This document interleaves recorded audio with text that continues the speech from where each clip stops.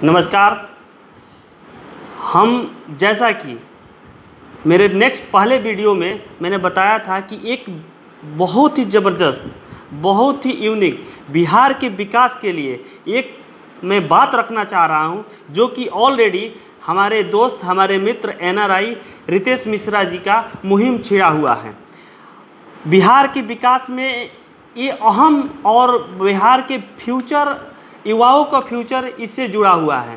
First of all, मैं ज़्यादा कुछ नहीं, सीधे पॉइंट पर आता हूँ।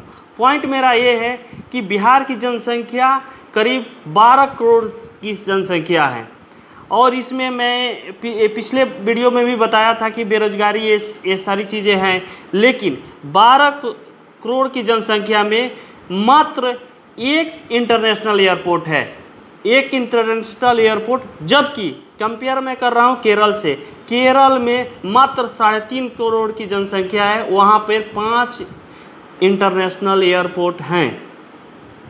अब एयरपोर्ट से क्या क्या हो सकती हैं, इस मुद्दे पर पहले बाद में बात करूंगा। हमारे पूरे बिहार में 25 एयरपोर्ट की अथॉरिटी मिली हुई है, जिसमें एयरपोर्ट अथॉरिटी ने 5 को सुचारू रूप से चालू करने के लिए आदेश जारी किया। उसमें से 2 चल रहे हैं, एक गया और एक पटना। पटना केवल लोकल उड़ान करती है और एक गया इंटरनेशनल, लेकिन इंटरनेशनल वो भी नहीं है, इंटरनेशनल केवल नाम दिया गया है। वो देखिए क्या करा जाता है, केवल बौद्धिस्ट के लिए, श्रीलंका और म्यांमार के लोगों के लिए वहाँ पे फ्लाइट आती है और जाती है। ना हिंदू के लिए आती है, ना मुस्लिम के लिए आती है। खासकर मैं गोपालगंज से बिलोंग करता हूँ, यहाँ के लोग जाति धर्म पे ज़्यादा वोट करते हैं। हिंदू का कैंडिडेट है तो हिंदू लोग देंगे, मुस्लिम का कैंडिडेट ज़्यादातर सोचा जाता है, होता भी ऐसा ही है। लेकिन दोनों विधायक ने कभी हमारे ज़िले के लोग, अधिकतर लोग फॉरेन रहते हैं, हमारे ज़िले के लोग ज़्यादा फॉरेन रहते हैं, वैसे पूरे बिहार के लोग फॉरेन कंट्री रहते हैं। इस पे सरकार के आखिर ध्यान क्यों नहीं जाता है, कोई इस पे उंगली क्यों नहीं उठाता है? अगर एयरपोर्ट हमारा सुचारू रूप से अगर पटना का चल जाता और 4-5 एयरपोर्ट चल जाता, तो इससे क्या है कि हमारी जो भी ट्रांसपोर्ट की साधन होगी वो बहुत ज़बरदस्त हो सकती है। लाखों लोगों को रोज़गार मिल जाएगा। बड़े बड़े बिजनेसमैन यहाँ पे इन्वेस्ट करने के लिए रेडी हो जाएंगे, क्योंकि आवागमन का जो साधन होता है इसी पर डिपेंड करता है। अब रही बात कि सरकार को इसको करने में बाधा कहाँ से आ रही है, सरकार आखिर क्यों नहीं करना चाह रही है, इसका जवाब सरकार अभी तक ले युवाओं को नहीं दे पा रही है। जबकि फॉरेन में जितने लोग रहते हैं, मैं दावे के साथ कह सकता हूं, उससे जितना रेवेन्यू गवर्नमेंट को जनरेट होता है उस और किसी काम से नहीं जनरेट होता है, ये सच्चाई है। लेकिन फॉरेन में जितने लोग फंसे हुए हैं, अभी फंसे में इसलिए मैं बोल सकता हूं कि डायरेक्ट वो बिहार में नहीं आ सकते हैं, डायरेक्ट उनका कोई फ्लाइट बिहार में नहीं आ सकती है, और उसके लिए दिन रात मेहनत करके जो पैसा कमाते हैं वो लोग आएंगे, मुंबई एयरपोर्ट उतरेंगे, दिल्ली उतरेंगे, लखनऊ उतरेंगे, अब तो कुशीनगर भी उतरेंगे। कहने का मतलब है कि दूसरे स्टेट में पैसा देंगे, उसके बाद से हमारे स्टेट में आएंगे। तो कहने का मतलब इतना भेदभाव क्यों? और मैं मोदी गवर्नमेंट से भी मैं बहुत बड़ा समर्थक रहा मोदी सरकार का, और मैं उनसे भी अपील करना चाहता हूँ, क्योंकि मैं एक युवा हूँ और युवा के साथ शिक्षित बेरोजगार हूँ, इसको शिक्षित बेरोजगार बोल सकते हैं। आप बिहार के साथ इतना भेदभाव क्यों कर रहे हैं? मेरा एक ही सवाल है, ऐसा क्यों?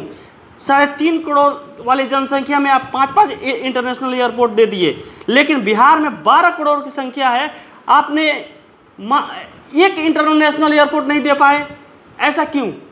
आप पैकेज दिए जा रहे हैं। फिर भी मैं आपकी ज़्यादा गलती नहीं कर सकता हूँ, जब तक बेटा रोता नहीं है तो माँ दूध नहीं पिलाती है। हमारे बिहार के कोई ऐसा नेता नहीं है जो इस बात के लिए आगे उंगली उठाए कि ऐसा आखिर क्यों नहीं हो रहा है, इतना ज़्यादा भेदभाव क्यों हो रहा है।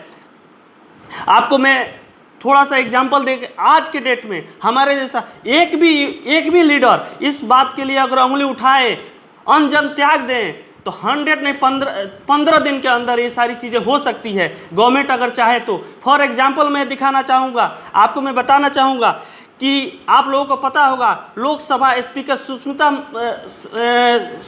सुमित्रा महाजन जी ने मात्र 15 दिन के अंदर MOU साइन करवा के इंदौर से दुबई का फ्लाइट चालू करवा दिया। तो उन्होंने क्या है, वहाँ के लोगों ने चाहा तो 15 दिन के अंदर चालू हुआ। वैसा बिहार के पटना इंटरनेशनल एयरपोर्ट में क्यों नहीं हो रहा है, इसका जवाब किसी के पास नहीं है। क्यों नहीं देना चाह रहे हैं? और ये मैं पॉलिटिक्स की बातें नहीं कर रहा हूँ, क्योंकि ये सारी चीज़ें मतलब दिल पे गुजर रही है। हमारे भाई मित्र सगे संबंधी बाहर में फंसे हुए रहते हैं, उनको कोई साधन नहीं है कि हाँ NRI को सपोर्ट करना चाहिए, लेकिन कोई सपोर्ट नहीं कर रहा है। केवल वोट बैंक की राजनीति होती है यहाँ, खासकर पूरे बिहार में। 15 साल RJD की सरकार रही और 15 साल जदयू की सरकार, 30 साल होती है। 30 साल, हमारी उम्र भी 30 साल की हो गई, यानी मैं जन्म लिया हूं तब से सरकार, दोनों सरकार को देख रहा हूं। क्यों नहीं इस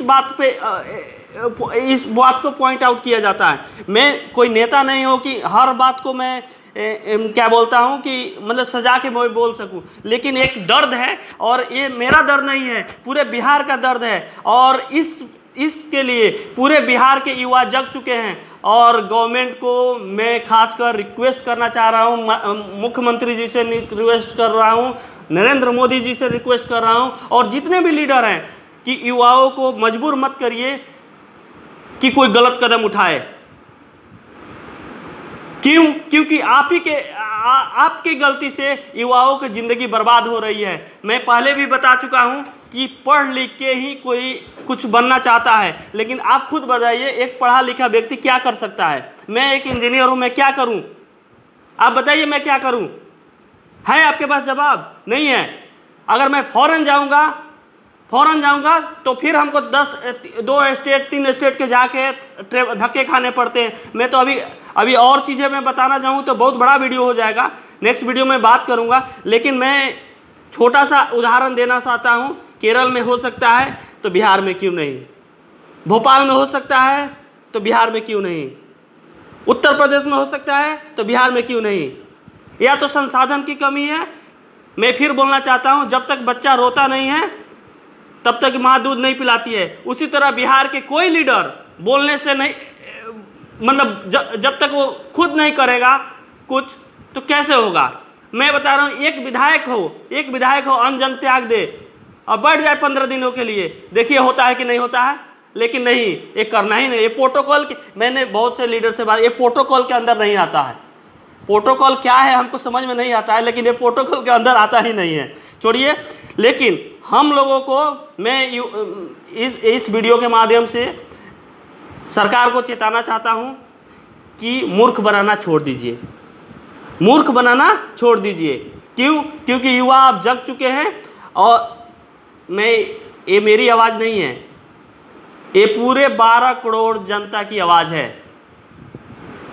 आप एक इंटरनेशनल एयरपोर्ट से पता है क्या क्या हो सकता है? कितने लोगों को रोजगार मिल सकता है? कितने लोग अपने घर आएंगे, तुरंत जाएंगे भी। साधन की कमी से लोग आ नहीं जा पाते हैं। लेकिन आप लोगों को तो पता नहीं है, एसी में से निकलना है, चुनाव आएगा, घूमेंगे, वोट लेंगे और फिर लोग मूर्ख बन जाएंगे। तो मैं राजनीति वोट से उठ के बोल रहा हूँ। क्योंकि ऑलरेडी रितेश मिश्रा जी ने इस पर बहुत अच्छा काम किया, बहुत अच्छा पहल किया हुआ है। और बहुत, मैं नाम गिनाना चाहूँगा, बहुत गणमान्य लोगों से उन्होंने मुलाकात किया है। एक तो सबसे पहली बात है कि हम लोग कुछ कहना चाहे तो मंत्री जी लोग के पास समय नहीं दे पाते हैं, पता नहीं क्यों। तो समय देना चाहिए। और हम ऐसा नहीं है, ये अगर होता है तो बिहार गवर्नमेंट को रेवेन्यू सबसे ज़्यादा जनरेट होगा। ये भी सच्चाई है, क्योंकि हमारे पास पर्यटन का बढ़ावा मिलेगा। हमारे पास ऐसे तीर्थ स्थल हैं जहाँ पे विजिटर फॉरेन